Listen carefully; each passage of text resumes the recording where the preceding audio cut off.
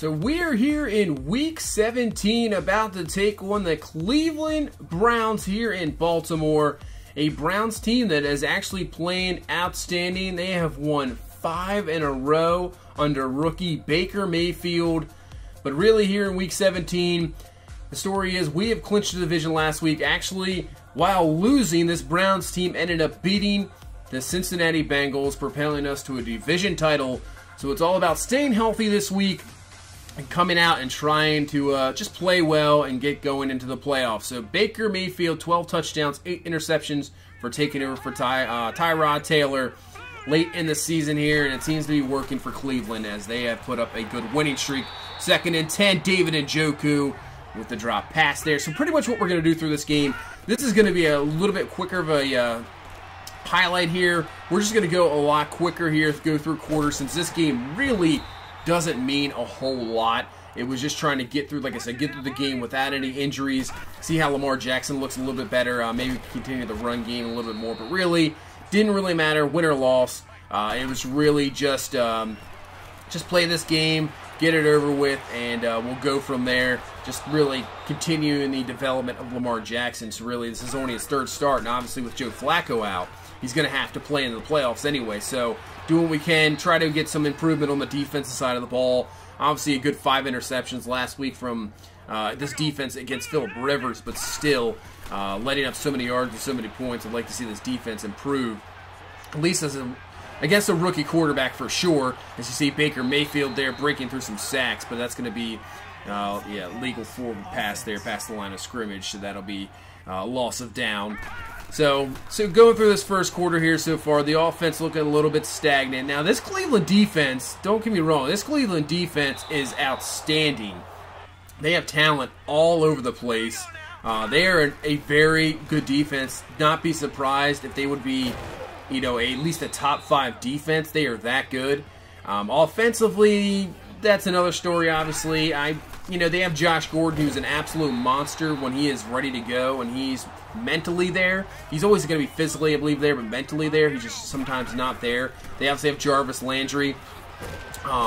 Running back's a little bit of a question. I do like Duke Johnson. He can get out of the backfield, good receiving back. And obviously David Njoku is just like a freak tight end. He just has problems with drops. But as you can see there, Josh Gordon with the catch up to the 31-yard line. That is actually a guy, if Cleveland does not re-sign him, that is a guy I could see trying to look at in the offseason to up our receiving core. So already put a note down there for the offseason. If Josh Gordon there, we are interested because he is definitely just a freak athlete and could be an absolute beast. As on 1st and 10, we're going to find Hayden Hurst. Speaking of, excellent athletes there, Hurst down to the 25-yard line, having an unbelievable rookie season. Very close to 1,000 yards there. I think he only needs a few more yards to go over 1,000 yards as a tight end. Outstanding.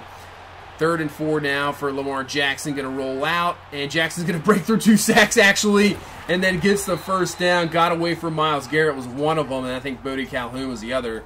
But what a play by Lamar Jackson. As I said, we're going a lot quicker here. We're already into the 2nd quarter, 3-0. We hand off to Alex Collins, who's been playing a lot better lately. So another guy is, I know we're going to head into the playoffs, and the offseason's a little bit away. You don't want to think about the offseason, but you always got to think ahead. Alex Collins, obviously, we didn't even go after him and re-sign him there, as Kenneth Dixon goes in for the score and gives us the lead here, 7-3. Alex Collins we've not gone after him or tried to re-sign him. He's been playing a lot better lately. Thinking about it, we'll have to see who's there. Maybe we draft a running back, because Kenneth Dixon's obviously going to be on the roster, as that's an excellent play there by Lamar Jackson. Kind of throwing behind the back there. And then Perryman, nice adjustment, comes down with the catch. Take a look at this. That's an excellent, excellent throw. That's almost Aaron Rodgers-esque there. Not many guys can make that throw in the NFL, that's for sure. Now we have a 3rd and 6, and that's a terrible throw right back at it. But anyway, running back is a situation next year. Really, going into next year, I've already thought about this. Definitely, for sure, this offense is going to be totally retooled, I would say. And that's, before we get into that, that is not what we want to see. Matthew Judon injured, and you see he has a shoulder tear. So one of the goals of this game is to stay healthy.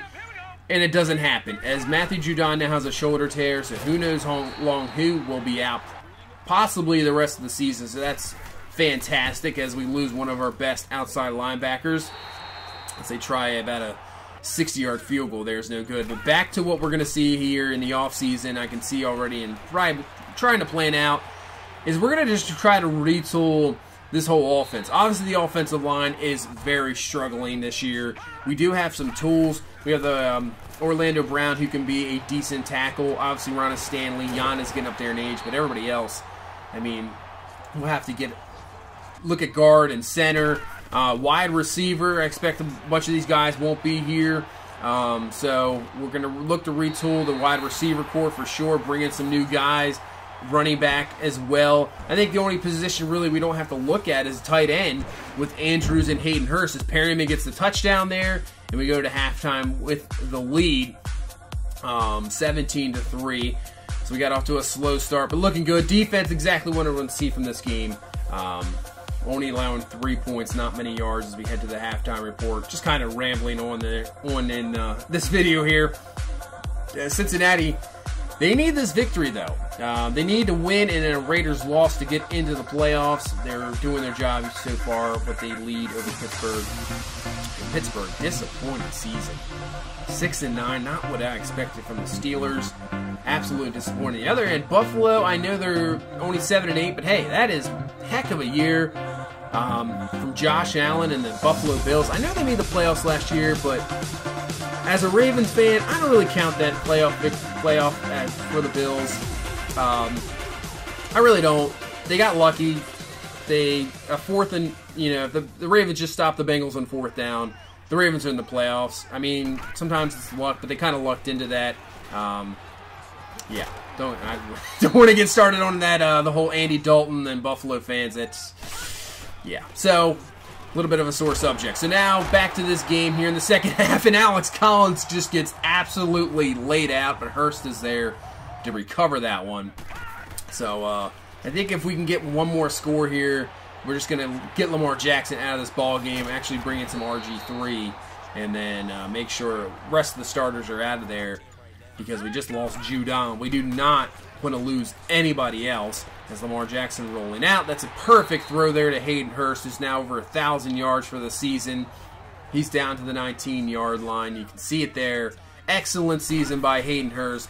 Going to be up there for Rookie of the Year considerations, but the way Josh Allen's season went, I'm not sure that's going to happen on 3rd and goal. I'm not sure what that throw was from Lamar Jackson, but at least kick a field goal. And a 20-3 lead here, pretty good lead here as the defense is doing its job, and you can see David Njoku, problems with the drops, just sitting there by himself wide open and can't hang on to the ball, costing the Browns, could have been maybe a touchdown. As on 1st and 10, we go to Crabtree, and then Crabtree's going to come up injured himself. Looks like he's holding his backside or his hip. Yep, the injuries piling up here as now Collins with a good run up to the 33-yard line and another 1st down.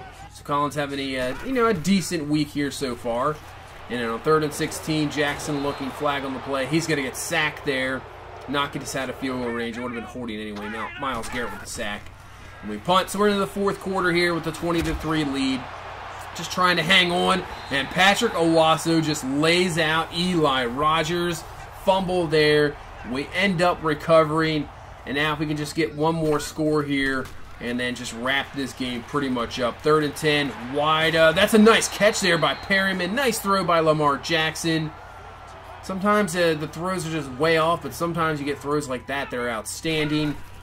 So we're down to the 14. We'll hand this one off to Alex Collins, who has a nice run, breaks through a tackle. He'll have a 1st down to the 2-yard line. So give us 1st and goal here from the 2. So 1st and goal from the 2. Jackson making some adjustments. Going to play action. Going to find Hayden Hurst for the score. And that'll make this game 27-3 and pretty much put this game away, as we ended up just putting in backups for the rest of this game. As you see, the score is a little bit higher there, 34-19. Bunch of backups in, so Cleveland took advantage. But still, we hang on for the victory here in Week 17. So we finished the season at 11-5, AFC North Division title winners.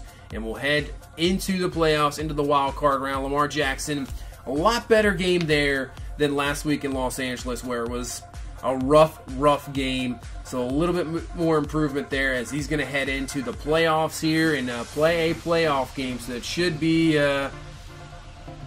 interesting to see Lamar Jackson, how he performs in this playoffs game, because there is a chance that Joe Flacco could come back. So say we end up getting a win because of defense and Lamar Jackson doesn't look good, there's a chance that Joe Flacco could come back here and be the quarterback into the playoffs. And you see Judon's out for 5 weeks, so he's done. Crabtree was fine; he ended up coming back, but Judon's pretty much done. We're gonna end up putting him on IR, so that is not what you want at all. Our starting outside linebacker, one of our best pass rushers, is gone now.